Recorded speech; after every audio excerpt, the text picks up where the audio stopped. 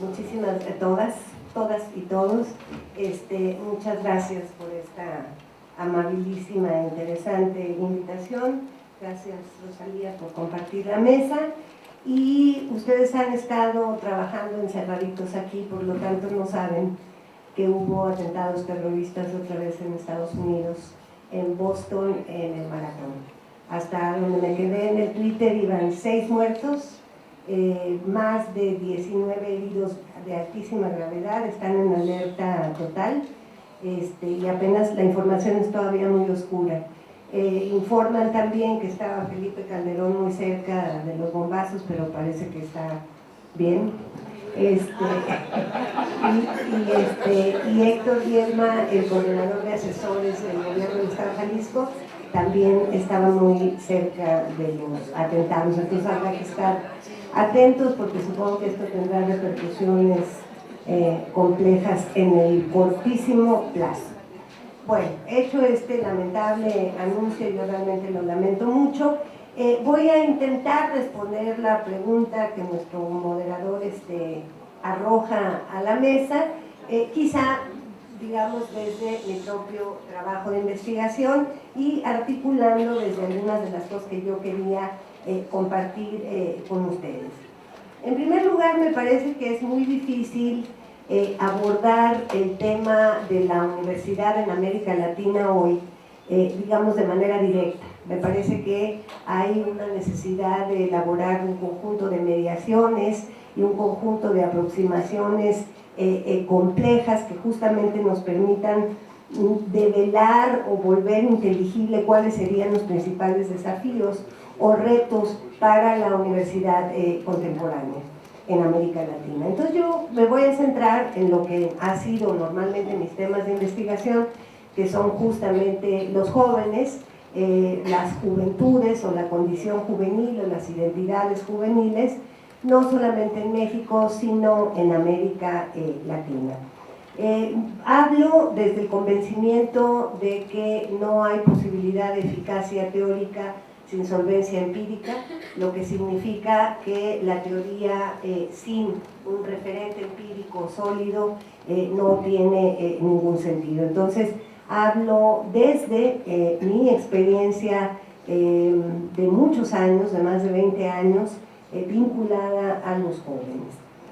Me parece que es fundamental reconocer que muchas de estas discusiones que tenemos y que dominan el campo de debates, el campo de producción académica, las discusiones en el ámbito, digamos, educativo, sociológico, antropológico de la educación, siguen comandadas por una perspectiva adultocéntrica, ¿sí? Es decir, hay una especie como de mirada adulta, ¿no?, que desciende iluminada desde los Olimpos de los cubículos universitarios y tiende, digamos, a imponer sus propias perspectivas sobre lo que deberían, de los retos que debería estar defendiendo la universidad. Yo quisiera señalar en este sentido que me parece que hoy la pregunta por los jóvenes en América Latina adquiere tintes de urgencia, ¿no? Los datos, para los que más o menos están al tanto del tema, empezaron a cambiar en 1980, que es el año, digamos, que si uno lo analiza en términos históricos, es el año en que empiezan en América Latina, con distintas temporalidades, ritmos y efectos, lo que podríamos, o lo que eufemísticamente se llamaron los ajustes estructurales, y que no significa otra cosa que el debilitamiento y desdibujamiento del estado de bienestar, ¿no? Es decir, que los jóvenes que hoy acceden a la universidad, que son muy pocos, el embudo es terrible, ¿no? O sea, a medida que va subiendo la escala formativa se va reduciendo el número de actores, el número de sujetos que está incluido, están, digamos, padeciendo situaciones sumamente complejas. A partir de esto que podríamos denominar el declive del estado de bienestar, hubo, de maneras diferenciales, por supuesto, en el continente, recortes muy importantes al tema de la educación, de tal suerte que los países latinoamericanos. Estoy pensando en concreto el caso de México, en el caso del Brasil, de finales de los 80s y 90s, estoy pensando en El Salvador, con datos sumamente claros de cómo el Producto Interno Bruto se fue fundamentalmente en el servicio de las deudas externas, y uno de los rubros más castigados fue justamente el rubro de la educación pública, especialmente en sus niveles de posgrado. Todo esto está ampliamente documentado, no me voy a meter en cifras porque no tenemos demasiado tiempo. Otro elemento que resulta sustantivo es que justo con este declive de las políticas de bienestar y el abandono de los jóvenes a sus propias fuerzas, también tuvo una repercusión muy fuerte en los soportes, tanto formales como informales, que los jóvenes, digamos, con que los jóvenes han venido contando desde esta fecha. Tenemos que asumir que estamos lidiando con jóvenes que nacieron ya al interior de las recurrentes crisis, o sea, ellos no conocen lo que es el estado de bienestar. Por la vía de los hechos, han sido 2 generaciones a las que se les ha expropiado cualquier noción de futuro, ¿no? Se les había vendido el sueño de la educación superior como una aspiración de movilidad social. Hoy muchos de ellos viven esto con profundo terror y un desencanto terrorífico. De hecho, estaba leyendo una nota que me pareció muy interesante, de estudiantes de Chicago que van a demandar a la universidad porque no consiguen trabajo, ¿no? Entonces es una cuestión relevante, ¿no? Me parece que la última ponente colocaba algo así: no es la universidad o la escuela la responsable del trabajo, pero en el fondo uno está ofertando un bien que se va a transformar, digamos, en algo, en una moneda de intercambio, ¿no? Entonces, digamos, ahí hay un elemento fundamental en términos de los soportes. Todos los datos, tanto cuantitativos de las encuestas nacionales en distintos lugares, como en la Argentina preca, no precaria, sino preca de los pre-Kirchner, y los datos de Colombia, los datos para México, indican claramente cómo estos soportes se fueron diluyendo, de tal suerte que fueron las familias, fundamentalmente un retorno prácticamente medieval de la familia, que tuvo que entrar al quite porque la pérdida de soportes institucionales ha sido feroz para numerosos sectores y millones, para numerosos jóvenes de los sectores más vulnerables y más marginales, ¿no? Entonces ahí hay un dato que me parece relevante para aproximarnos a algunos de estos desafíos. Un tercer elemento tuvo que ver con el incremento de las violencias, no solamente en México, sino también a nivel diferencial, pero generalizable en América Latina, donde se dieron 2 fenómenos simultáneos. Por un lado, la participación mayor cada vez de jóvenes en situaciones de violencia y de conflicto con la ley, tanto como víctimas como victimarios, ¿no? Las cárceles de América Latina se llenaron de jóvenes a partir de la última década del siglo XX y en lo que va del siglo XXI, ¿no? O sea, si quieren saber dónde están muchos de nuestros jóvenes, están en las cárceles, ¿no? Otro elemento que me parece sustantivo en términos de nuestras consideraciones sería el rostro que podríamos llamar de la aceleración tecnológica. Indudablemente nuestros países están insertos en una trama de relaciones globales, en una trama de relaciones donde se ha priorizado el modelo del capitalismo brutal, depredador, ¿no? que muchos llamamos neoliberalismo, que se llama neoliberalismo, pero junto con esto, digamos, vino toda esta explosión tecnológica que ha resignificado profundamente las prácticas en los territorios juveniles y ha arrinconado a la universidad, me atrevería yo a decir, que con respuestas diferenciales apenas se está tratando de entender de qué va esto de las tecnologías.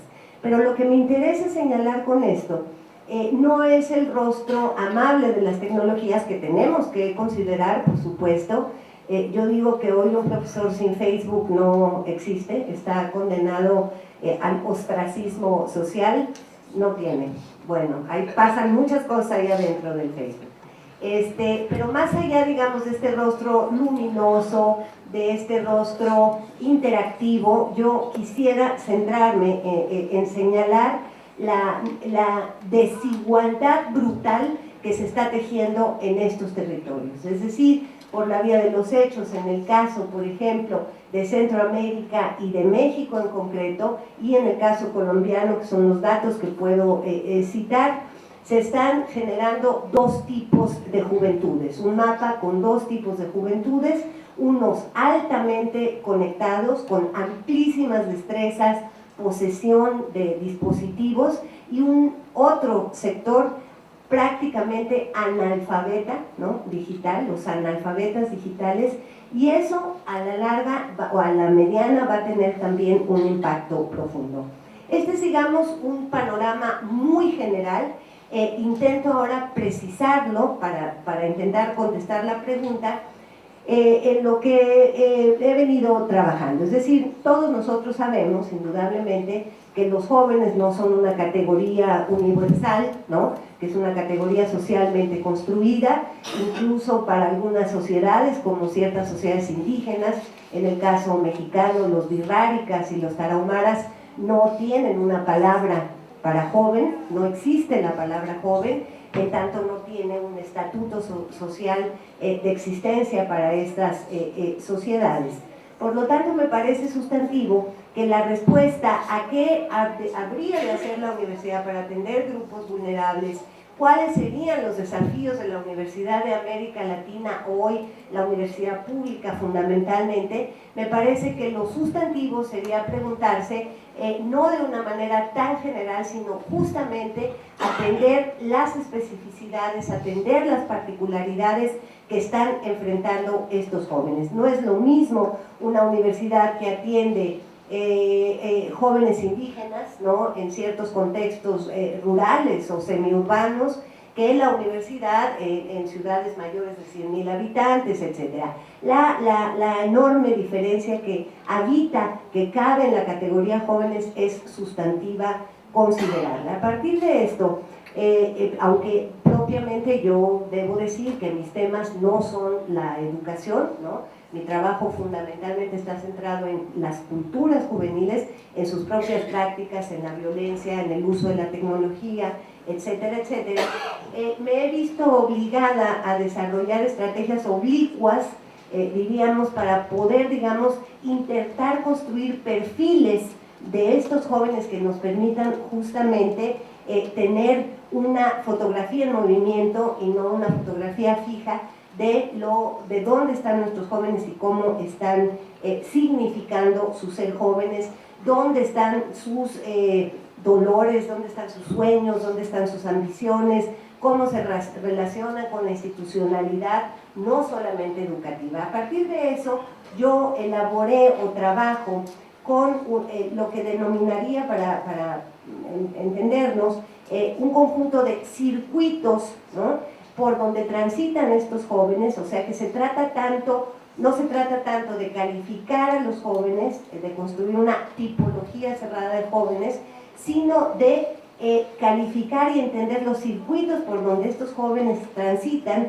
y esto creo que nos habilita de una manera mucho más potente para entonces sí preguntar cuál es el papel de la universidad con respecto a estas situaciones. Yo diría, a partir de mi propio trabajo de investigación, repito, que habría un primer circuito del que yo llamo los inviables, que es un título o es un nombre muy fuerte, el circuito de los inviables, pero es ese circuito por donde transitan jóvenes que carecen de cualquier tipo de inserción social y opción de futuro, que abundan en nuestros países, en México, en Guatemala, en El Salvador, etc.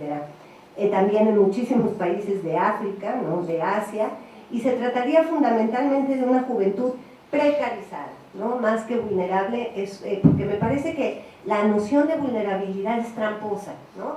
Porque tendería, digamos, a volverlo algo como como al pobrecito, ¿no? Es vulnerable, ¿no? Me parece que el tema fuerte aquí es la precarización, tanto objetiva, ¿no? La enorme dificultad que tienen para resolver el día a día, como la precarización, que es lo que más me importa, y creo que para el tema que nos ocupa es nodal, es sustantiva, la precarización subjetiva, es decir, con la que intento nombrar la experiencia angustiante y límite del actor juvenil para pronunciarse con certeza sobre su propia biografía, ¿sí?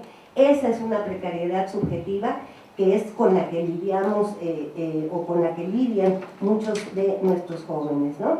Este sector de los inviables, es decir, que están totalmente abandonados a sus fuerzas, es, por ejemplo, para podernos entender, es el enorme e inerme, ¿sí?, ejército de migrantes, ¿no?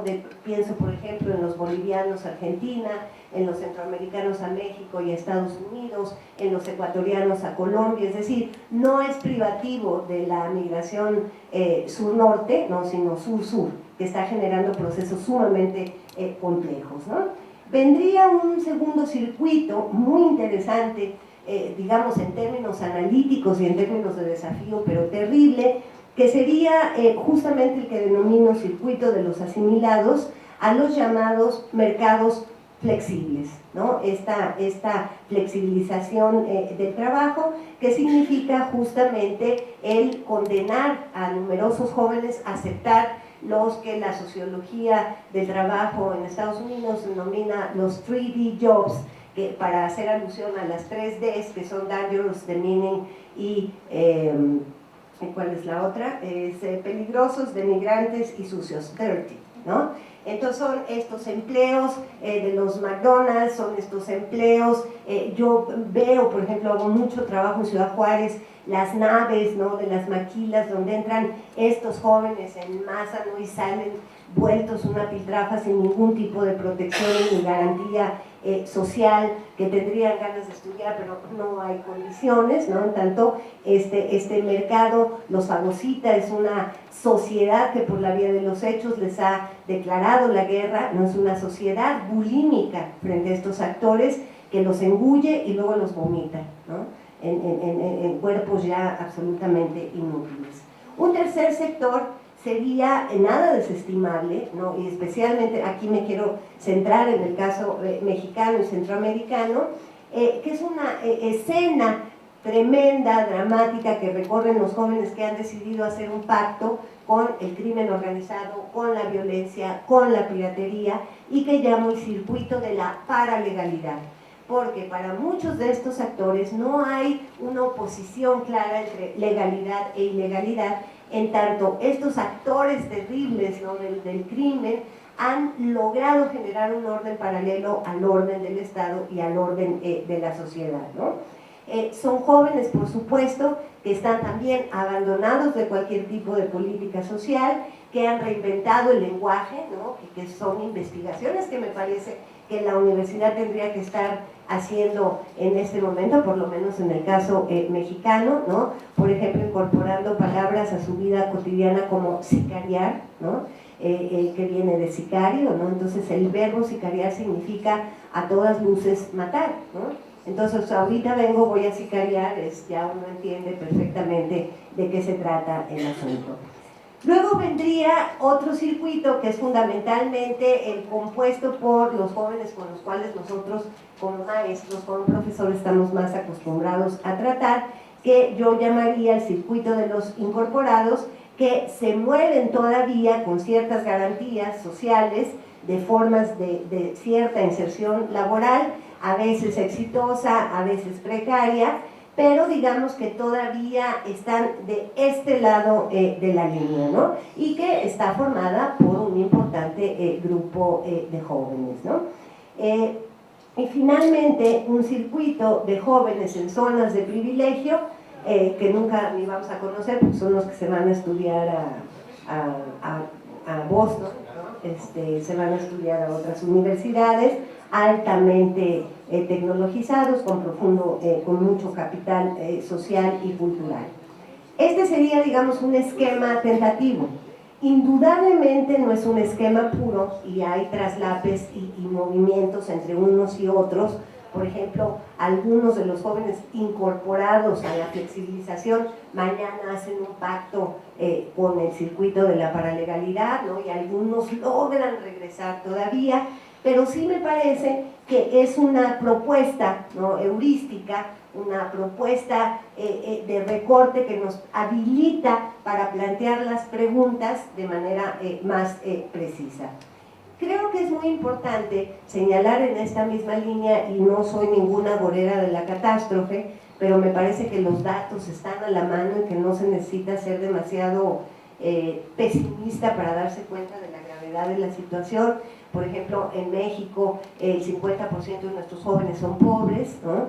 El 70% no accede a la universidad superior, o sea que el número de los que acceden a la universidad, a la educación superior es bajísimo, de ese 29.7 millones de jóvenes que tiene el país. En fin, les podría tirar un conjunto de estadísticas aterrorizadoras, pero me parece que vale la pena que gocen la ciudad de Guadalajara. Entonces me voy a controlar y me voy a abstener.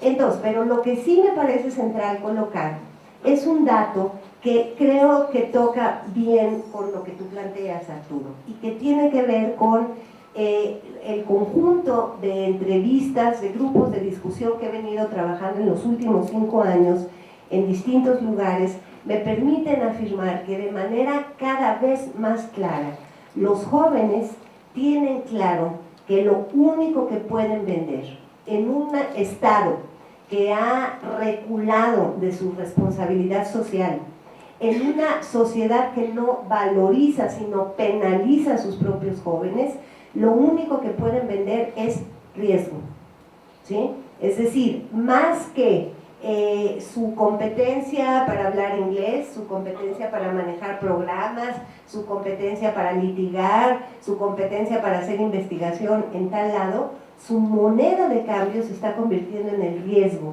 y el mercado está sumamente interesado en comprar esa mercancía que se llama riesgo.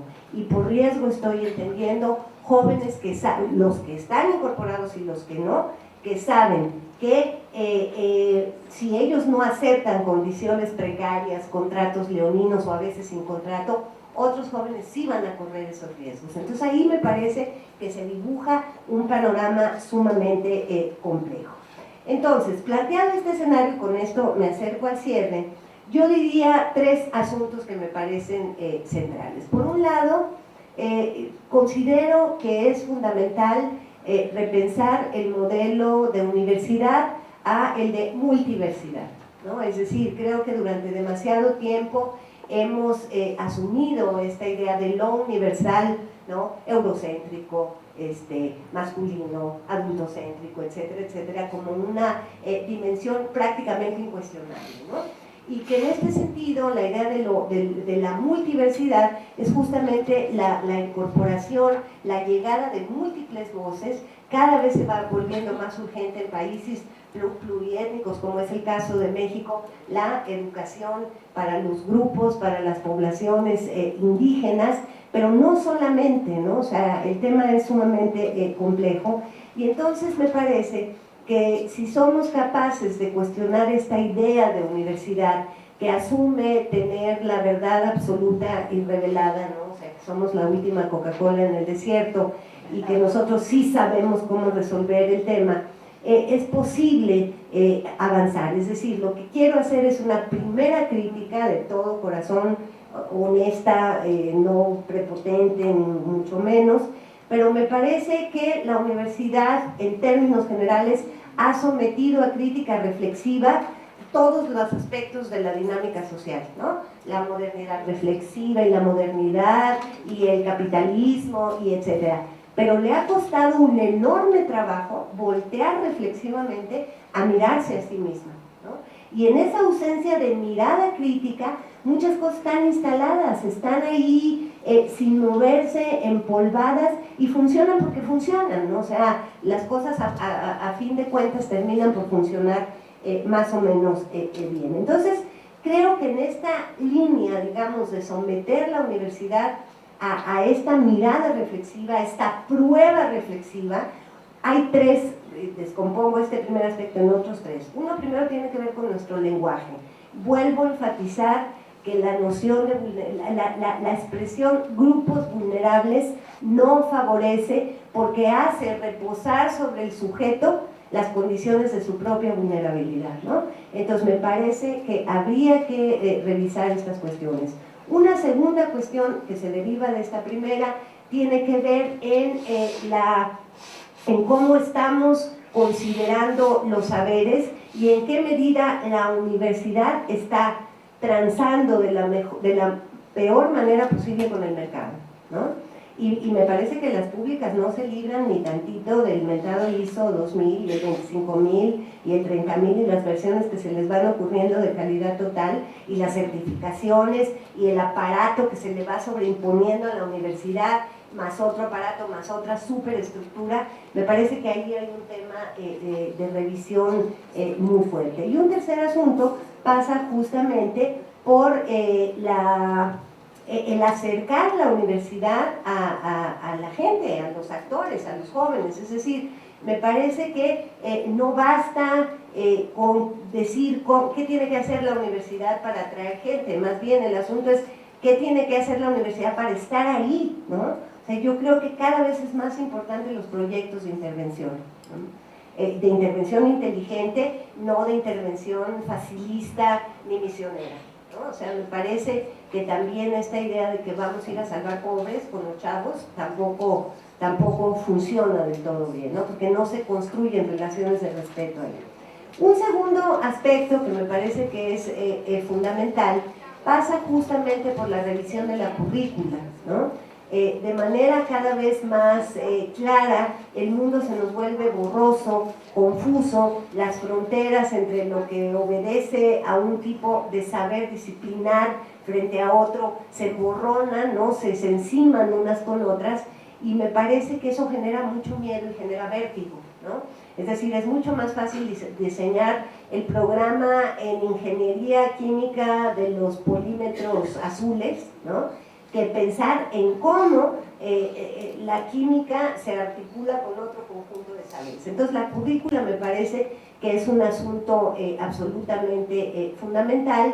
Y un tercero, y con esto termino, y me parece quizá el más relevante, es cómo hacernos cargo de que la universidad no está al margen, no está fuera de lo social, sino que es justamente un actor definitivo, definitorio de muchos de los procesos de articulación social.